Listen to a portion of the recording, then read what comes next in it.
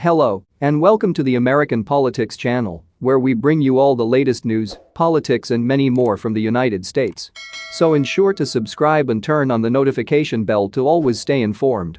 White House Press Secretary Jen Psaki has taken the podium for today's press briefing and has immediately asked why now Joe Biden is going so hard at Donald Trump.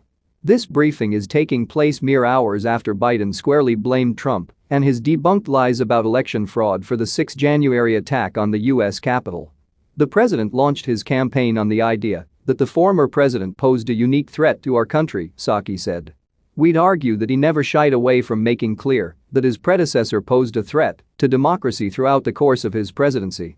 Psaki continued, "We are at an inflection point. In order to protect our democracy, to preserve it going forward, there is more we need to do." He made very clear that the risk we have at stake here is our democracy, burying what happened on January 6 and not taking action to protect people's fundamental rights.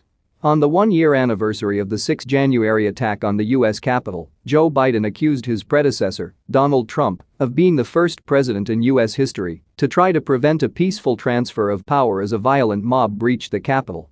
Wyoming Congresswoman Liz Cheney has had a tumultuous year in the Republican Party following the 6 January attack on the U.S. Capitol.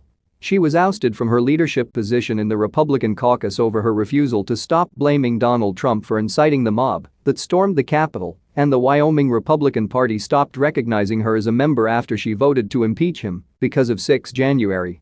It appears it got tense with her party even earlier though, the day of the 6 January attack.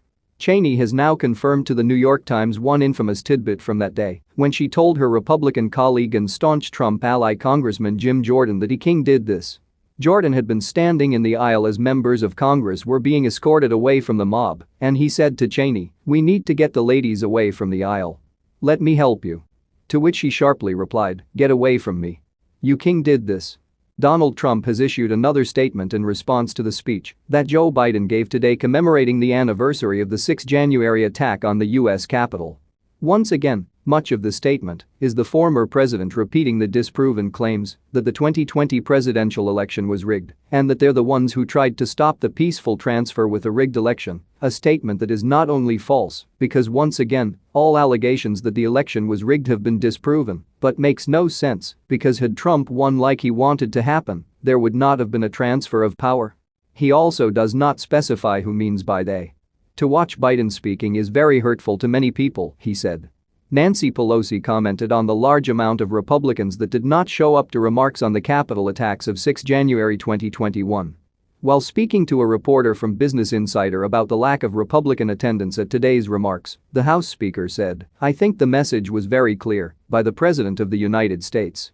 Wyoming Representative Liz Cheney and her father, former Vice President Dick Cheney, were the only Republicans present for Pelosi's speech compared with about 32 Democrats. Pelosi acknowledged during her speech that COVID-19 greatly reduced the number of Congress members attending her remarks in person. So guys, with that we have come to an end of this edition of the news. Make sure to subscribe if you haven't.